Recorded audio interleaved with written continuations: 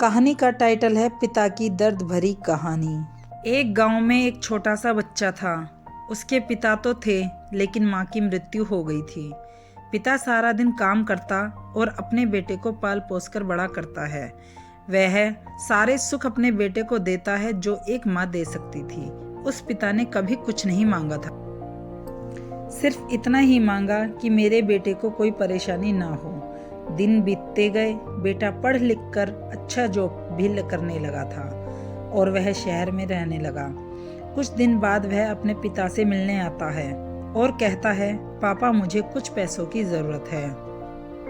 मैं चाहता हूँ कि शहर में ज़मीन लेकर अपना घर बना लूँ। पिता इस बात को सुनकर बहुत खुश होते हैं।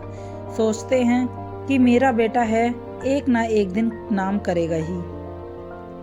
जिंदगी भर की बचाई हुई पूंजी को निकालकर अपने बेटे को दे देता है। बेटा शहर चला जाता है और उन पैसों से अपना घर बना लेता है। पिता इधर इंतजार करता रहता है कि मेरा बेटा फिर से आएगा, एक ना एक दिन तो मेरे पास ही आएगा, जाएगा ही कहाँ। उसके पास अब कोई नहीं जाता था, क्योंकि ना ही अब उसके पिता के पास पैसे थे और ना ही रहने की जगह थी। कुछ दिन बाद बेटा फिर लौटकर आता है और अपने पिता से कहता है, पापा अब आप दादाजी बनने वाले हैं। पिता को बहुत खुशी होती है। इस बात को सुनकर वह कहते हैं, तू मुझे मेरी बहू और पोते से कब मिलवाएगा। बेटा कहता है, बस पापा थोड़े दिन और।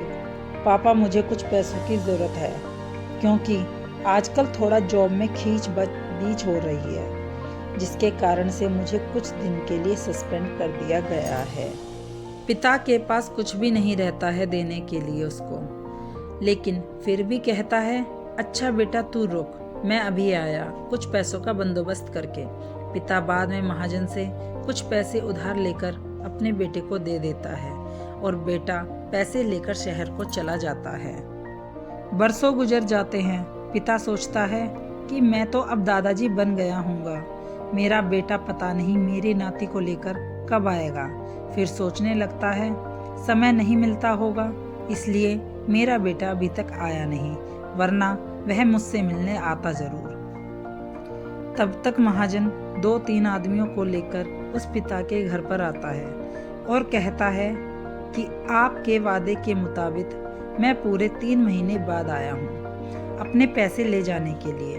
पिता कहते हैं, मेरे पास पैसे नहीं हैं देने के लिए। महाजन कहता, जब पैसे देने नहीं थे तो आपने मुझसे उधार क्यों लिया।